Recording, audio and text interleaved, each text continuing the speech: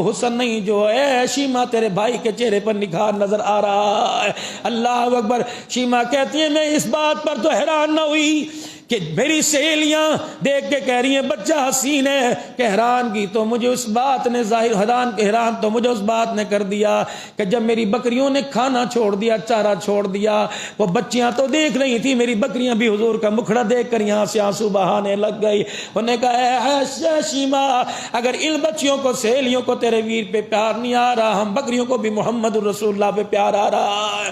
جب یہ گھر آ کر بات بتائی تو حلیمہ نے کہا نا آج کے بعد اسے لے کے نہ جانا۔ ادھر اللہ کے نبی صلی اللہ تعالی علیہ وسلم کو حلیمہ سیدہ آمنہ کے گھر لے کے گئیں 2 سال کے بعد۔ عرب کا دستور تھا کہ بچوں کی تربیت کھلے ماحول میں کیا کرتے تھے، اور پہلے مائیں دادیاں بچوں کو ذرا کھلا ماحول دیا کرتی تھی۔ اب تو پہلے دن سے بچوں کو پیمپر، پہلے دن سے چوس